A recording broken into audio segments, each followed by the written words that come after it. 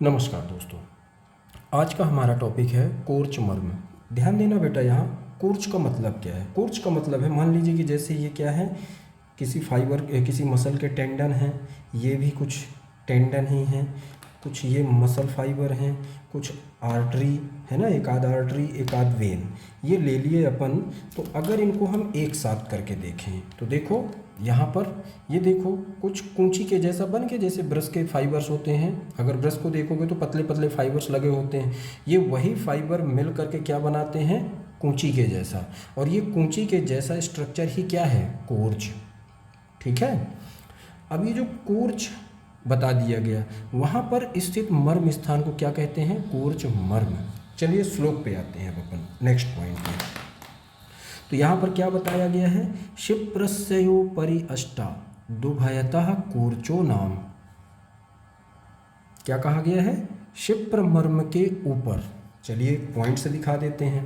ये कौन सा मर्म, प्रथम उंगली और अंगुष्ठ, इन दोनों के मध्य में क्षिप्र मर्म, इसके ऊपर की तरफ ये दूसरा बिंदु जो दिखाया गया वो किसके लिए है, कोर्च मर्म के लिए। तो ये कोर्च मर्म के लिए, ठीक है ना।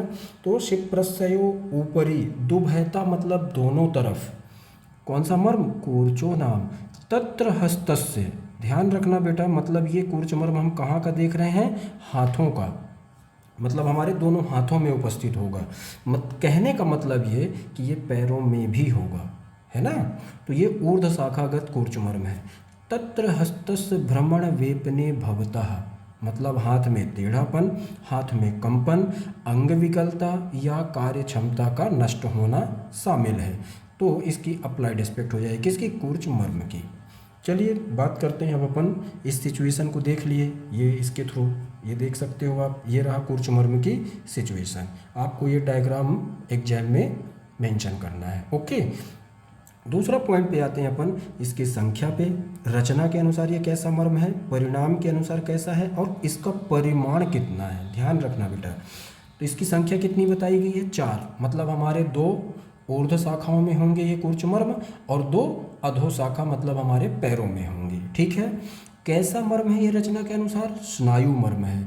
यहाँ से आपसे पीजी लेवल पे क्वेश्चन पूछा जा सकता है, ध्यान रखना है बेटा आपको, ठीक है, कि कैसा है ये, स्नायु मर्म है।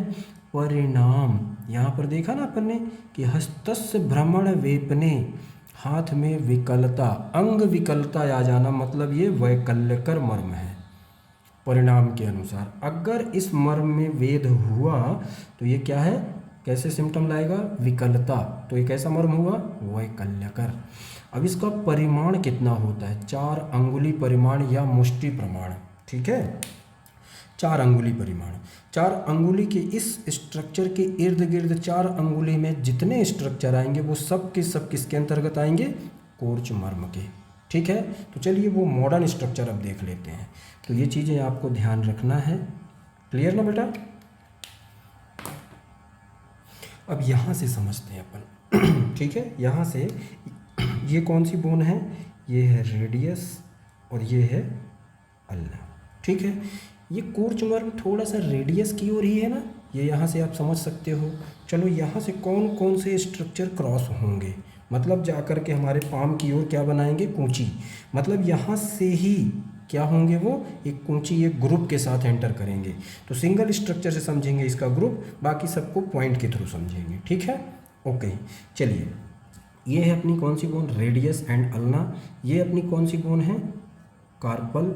ये हैं 1 2 3 4 एंड 5 मेटाकार्पल एंड फैलेंजेस, ठीक है। ये शॉर्ट फॉर्म में मैंने लिख दिया कार्पल बोन्स के नाम, आप चाहो तो इसको लिख सकते हो, ठीक है।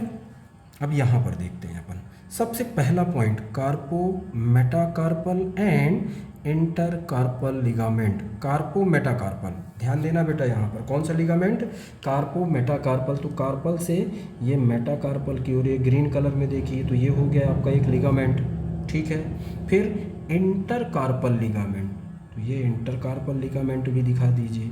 अब मैं इनको फिल कर देता हूँ। तो ये 2 स्ट्रक्चर हो गए अपने, है ना, कौन कौन से, एक तो carpo metacarpal and intercarpal ligament, और दूसरा स्ट्रक्चर आ जाएगा आपका कार्पो मेटाकार्पल एंड इंटरकार्पल आर्टिकुलेशन, इनके बीच का आर्टिकुलेशन, ठीक है, तो ये 2 स्ट्रक्चर अपन ने देख लिया। तीसरा स्ट्रक्चर देखते हैं, इसके थ्रू ही देखेंगे अपन क्या, कूंची, extensor digitorum, tendon of extensor digitorum. ये तो देखो एक्सटेंसर डिजिटोरम से कुछ फाइबर या कहना चाहिए टेंडन ये जा रहे हैं, दिख रहे हैं आपको, है ना। तो ये बहुत सारे स्ट्रक्चर, जैसे कि ये लिगामेंट, ठीक है ना, एक्सटेंसर डिजिटोरम लिगामेंट, कुछ अभी और एक्सटेंसर्स आएंगे, कुछ फ्लेक्सर्स आएंगे, सब मिल करके क्या बनाएंगे इस पार्ट में, कूंची के जैसा, है ना। तो ये कूर्च मर्म की सिचुएशन है। यहीं पर आपको एक और स्ट्रक्चर मिलेगा, एक टनल शेप, एक flexor retinaculum and extensor retinaculum. तो वो क्या है, एक ऐसा एक्सटेंसर रेटिनाकुलम और फ्लेक्सर रेटिनाकुलम कुछ ऐसे टनल शेप स्ट्रक्चर बनाते हैं, ठीक है। और वहीं से होकर के कौन गुजरते हैं, ये सारे कूर्च टाइप के, मतलब कूंची, बहुत सारे स्ट्रक्चर एंटर करते हैं हमारे पाम की ओर। क्लियर ना बेटा, समझ में तो आया ना। तो ये कूंची बन गई। अब अपन आगे के दिखाते हैं क्या, नेक्स्ट कौन सा, एक्सटेंसर इंडिसिस, इंडेक्स फिंगर में एक एक्सटेंसर आएगा, वो यहाँ पर आप दिखा सकते हो। उसके बाद नेक्स्ट पॉइंट में tendon of extensor pollicis longus, tendon of extensor pollicis longus, मैं यहाँ पर पॉइंट के थ्रू दिखा रहा हूँ बस बेटा, ठीक है ना। तो ये रहा tendon of extensor pollicis longus, तो ये रहा tendon of extensor pollicis longus. उसके बाद अपने पास कौन सा है, tendon of extensor carpi radialis longus, carpi radialis longus, ये यहाँ पर दिखा दीजिए। अब ये पॉइंट के थ्रू दिखा रहा हूँ बेटा, है ना, कंफ्यूज नहीं होना। तो ये हो गया नेक्स्ट स्ट्रक्चर अपना कौन सा, extensor carpi radialis longus, tendon of extensor carpi radialis longus. तो ये स्ट्रक्चर भी देख लिया अपन ने, कौन सा, ये।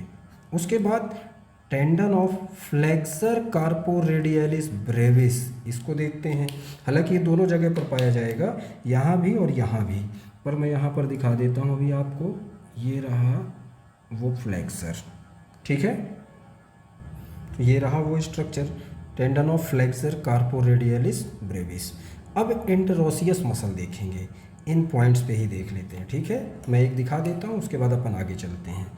एक यहाँ पर ये रही आपकी कौन सी, इंटरोसियस मसल।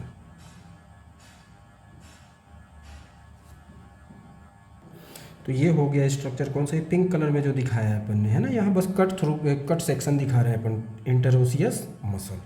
लास्ट में किस स्ट्रक्चर की बात करेंगे, सिंपल सी बात है, ये किस की ओर है, थोड़ा सा रेडियस बोन की तरफ। तो यहाँ पर रेडियल आर्टरी भी मिलेगी और उसकी ब्रांचेस जैसे कि सुपरफिशियल ब्रांचेस, ठीक है, और भी ब्रांचेस होती हैं, मैं सिंपली आपको बता रहा हूँ, ठीक। तो ये मॉडर्न के अनुसार स्ट्रक्चर मिलेंगे। मेनली कौन सा स्ट्रक्चर इसमें इन्वॉल्व रहेगा, अगर आपको कूर्च मर्म पर्टिकुलर देखना है तो क्लियरली आप कह सकते हैं क्या, एक तो carpo metacarpal and intercarpal ligament, radial artery and its branches, ठीक है ना। तो पहला स्ट्रक्चर, दूसरा स्ट्रक्चर, और ये कार्पो मेटाकार्पल एंड इंटरकार्पल आर्टिकुलेशन, इन स्ट्रक्चर के बीच में उपस्थित कूर्च या कहना चाहिए कूंची या कहना चाहिए मल्टीपल स्ट्रक्चर्स कूर्च मर्म की सिचुएशन है, ठीक है। तो ये मॉडर्न के अनुसार अपन ने समझ लिया और ये अकॉर्डिंग टू आयुर्वेद देख लिया। क्लियर ना बेटा। लास्ट में बात कर लेते हैं इसके अप्लाइड एस्पेक्ट की। तत्र हस्तस्य भ्रमण वेपने भवतः, मतलब क्या हो जाएगा, देखो मैं यहाँ पर मेंशन कर देता। तो यहाँ पर ये 4 पॉइंट आप मेंशन कर सकते हो। कौन कौन से, एक तो हाथ में टेढ़ापन आ जाएगा, अगर इस मर्म में वेधन हुआ तो या वेद हुआ तो हाथों में टेढ़ापन आ सकता है, हाथों में कंपन हो सकती है ना हाथ में, और अंग विकल हो सकता है कि उसमें विकलता आ जाए और उसकी कार्य क्षमता भी चली जाए, ठीक। तो ये 4 चीज़ें आपको मेंशन करना है। देखो बेटा एग्जाम में आए तो बिल्कुल आराम से पहले आपको श्लोक मेंशन करना है, उसके बाद उसकी सिचुएशन मेंशन करनी है, उसके बाद ये संख्या रचना के अनुसार, परिणाम के अनुसार, परिमाण के अनुसार, ठीक। उसके बाद ये मॉडर्न पॉइंट और उसके बाद ये अप्लाइड एस्पेक्ट। क्लियर बेटा, इतना आपको मेंशन करना है। आप चाहें तो ये स्ट्रक्चर भी मेंशन कर सकते हैं, ठीक है, पर इसके लिए आपको बार बार प्रैक्टिस करनी पड़ेगी। ओके, ओके, तो ये हमारा कंप्लीट होता है कोर्च मर्म। बस इसी स्ट्रक्चर में एक और स्ट्रक्चर जुड़ जाएगा तो कोर्च सिर हो जाएगा। ओके।